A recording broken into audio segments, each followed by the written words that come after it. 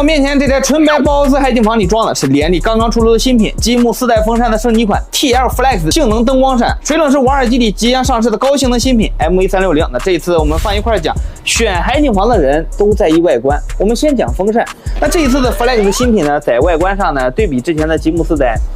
变动不大，依然是实心扇叶不发光，风扇边框和中框有无线镜效果的微光扇，提升大，主要是性能来到了一个史无前例的级别。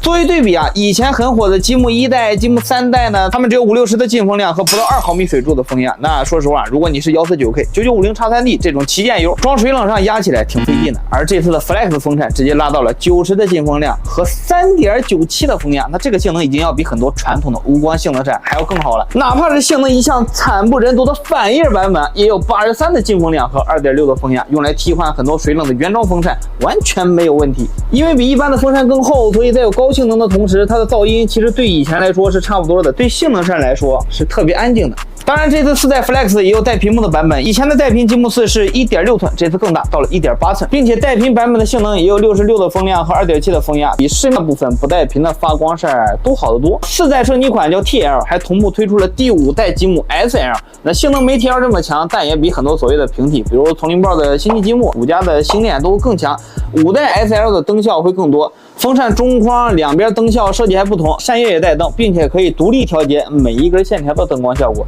但如果你又想要好外观，又想要好散热，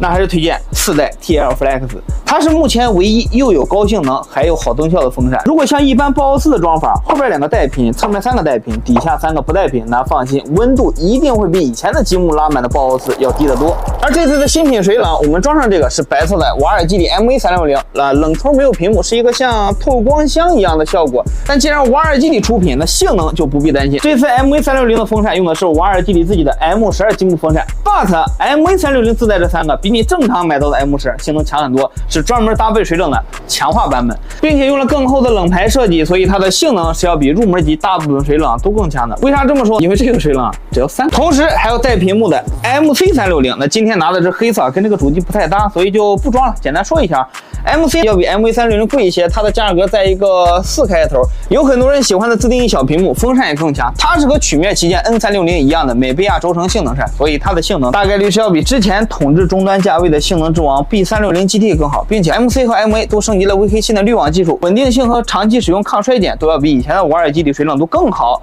OK， 本次新品讲解就到这里，不知道屏幕前的你对新款积木风扇和瓦尔基里水冷是什么看法呢？